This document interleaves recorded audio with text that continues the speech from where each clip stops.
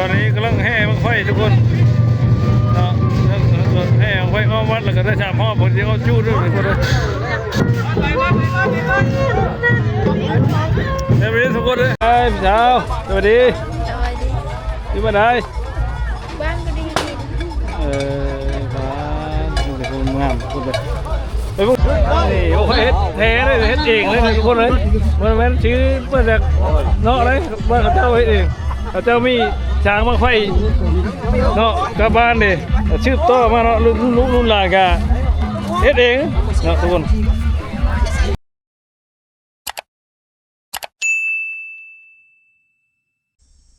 กับทักทายสวัสดีแล้วก็สวัสดี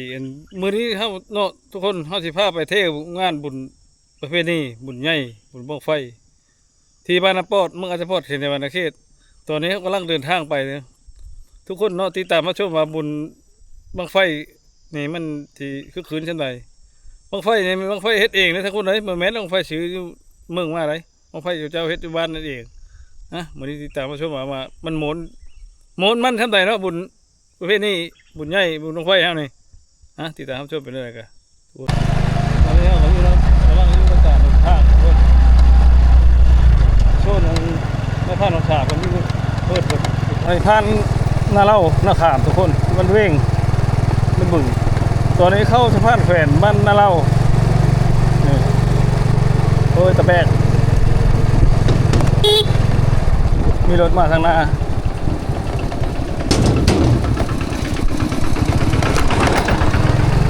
เดินทางมาฮอดบ้านหน้าเล่าเลยทุกคนนี่ทำอย่างนี้ต้นเผาตัวอย่างก็เนาะขาไฟเฮานี่บักทิ้งลายหมดนี่ต้นตาลนั่งทอดจุ่มมาแล้วทุกคนที่แวะช่วยได้พาทั้งสามไปนำ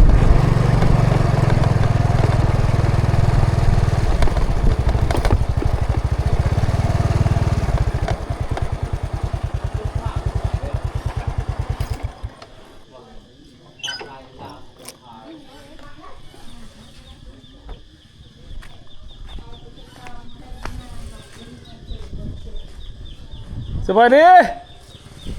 ข้างในเลยนะพัดน้องฉานะญี่ปุ่นบ่มึงรู้ทุกคนหมูนะพัดน้องฉาหมูหูเลยทำองค์ทำมังแล้วนี่ก็ตึงอยู่ไปเล่นต่ำแล้วผมเจ็บแล้วเนาะคนเขาไกลบ่ได้ทั้งมิตรทุกคนเลยเล่นนี่รุ่นนั้นมึงลูกที่ชกจนปุกมันเล่นตับเอาตะนางเอาเรียกตะนางเล็กมันกันนั่นตะนางอย่างเลยพูดเล่าแล้วป่ะนี่ทอดป้าแล้วเยอะทางนี่ต้องได้ให้รถกินก็ได้ทั่วเลยต้องกินจากคนมัดขี่ได้เลยฉันมันไม่ขี่ได้ก็ไปจ้างเงินด้วยเลยลิตรเท่าไหร่จีบาทมีได้บาทลิตร50,000ไม่ได้แพงเลยลิตรน้ำได้บาทมาแพงให้ได้50ไปสิตอนนี้ไม่ใช่ทุกคนเอามาด้วยใช่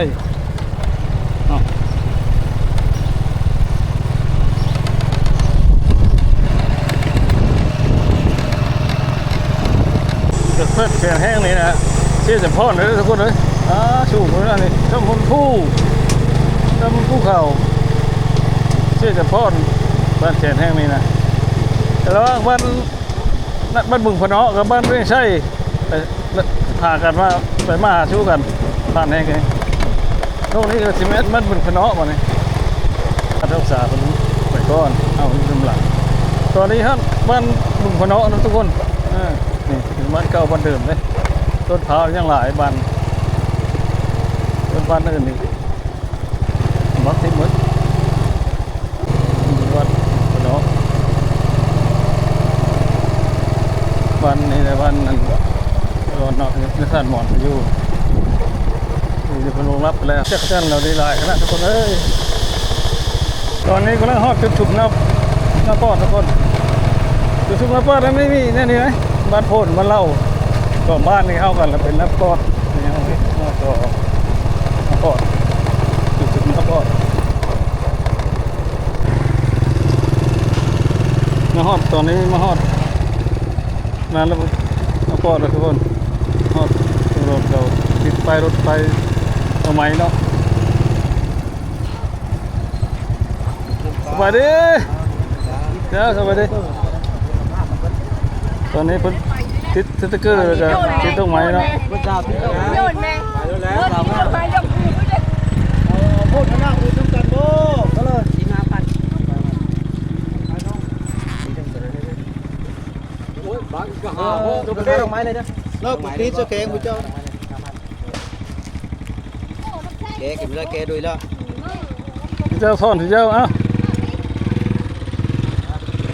มาต้นก้อน มาทุกคนก็หลาย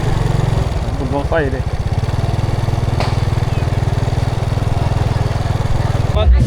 ตัวนี้น้องน้อยลูกแห่นะกำลังรับประทานอาหารเพลงโมโชสปอร์ตบ่นี่โมโชสปอร์ตดีมากบอลศิลปะทุกคนมาเริ่มเลยนะอยู่บ้านเลย มันได้ปะค่ะ น้ำบักห้าแม่นเพิ่นเลยนะ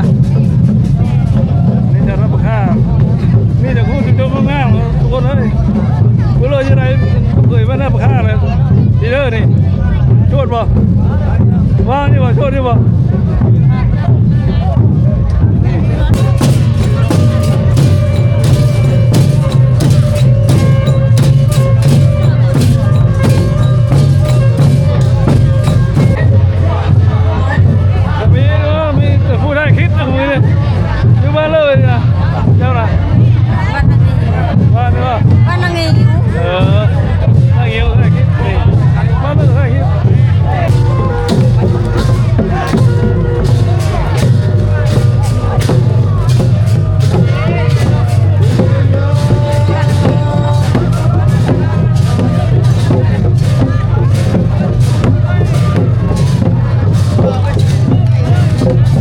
คนหลายขนาดตีวันหอมทุกคนเลย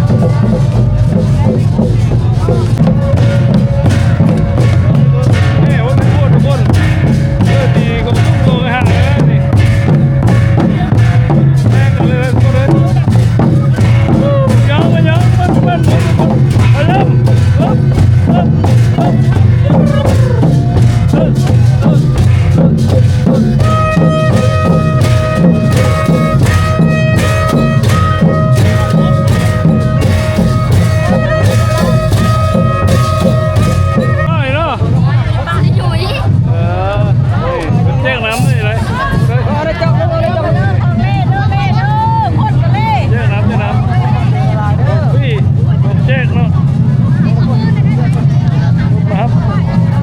ได้บุญเลยเนาะเพื่อมาจะกินของเย็นกันว่า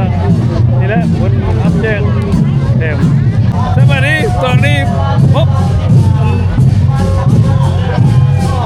เบาถามบ้านนา มาทำเลย สบายดีบ้านธรรมดาเลย เดี๋ยวเราพิษบุญแลนดีไปดีเลยเดี๋ยวมาได้เลย สอนยอด สารยอดมาดูแม่นมันเลยนะสารยอดพี่จะพูดงามเนาะนี่สะพานนะคน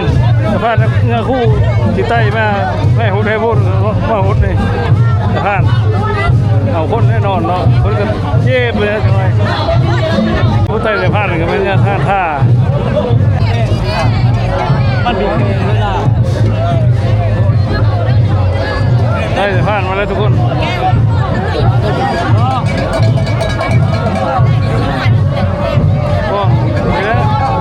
ก็น้องไม้เจอผมก็ยังได้เนาะเอาน้องไม้ชื่อเป็นใจได้นะจะดีก็จะดีก็จะดีก็จะดีก็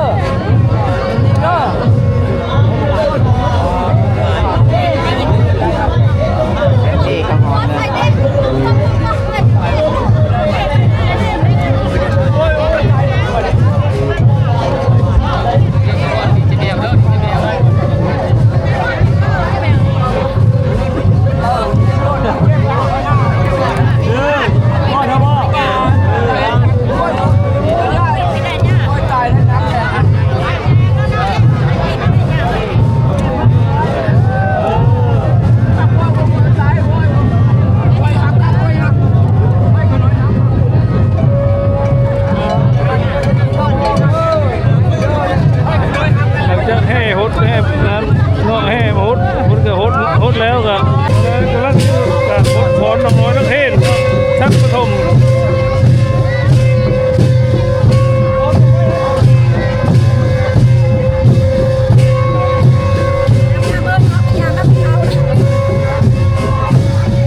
นี่หมดอนาปอด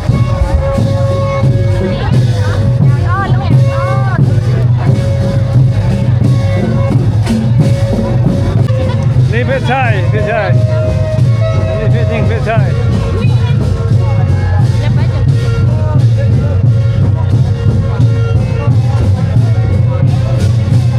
ผลพรของเพชรชัย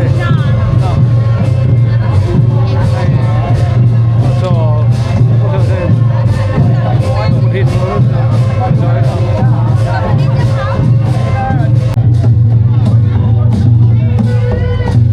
อยู่โมชอเลยล่ะโมชอนาปอดนี่โมชอนาปอดข้างหลังคือจีแมนนี่แมนนักเทศเลยไหม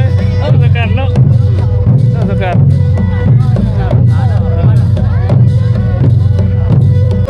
ตอนนี้กำลังแห่บังไฟครับว่าวัดคนบังไฟเฮ็ดเองเลยจากบ้านคนมันเล่าเลยเนาะ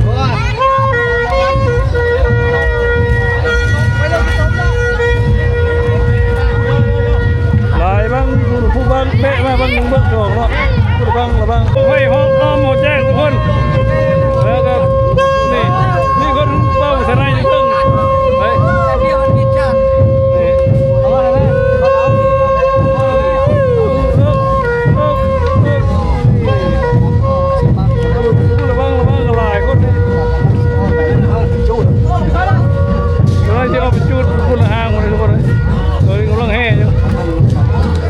เลยถามห้องผมจุดเลยนะไอ้พี่สาวสวัสดีอยู่บ้านไหน บ้านก็ดี บ้านเป็นคนงามคนไปพวกจุดน้องไฟบ่ไปพวกจุดน้องไฟไปนั่งไปตอนนี้เราเอามาไฟเขาก็ให้เอามาหอดสถานที่เนาะทางเลยทุกคน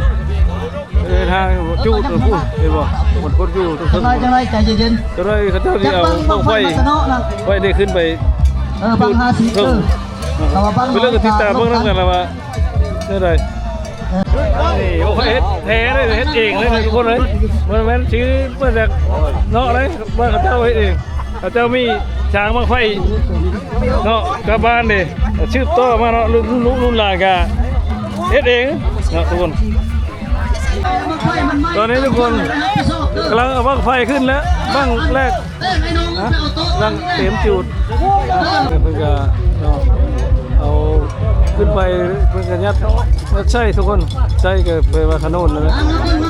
ตอนนี้กำลังจุดบ้างแรกอันเดอร์มันไฟมันโมไฟบทิมลงเด้อมันสู้เขาไฟชุมเดินเขาล้อคันทองเหรอเมนบ่พี่น้องเนาะก็บ่เข้าใจหลายๆเด้อขั้นจุดแรกก็สัญญาณมาทางอีตาสกปรก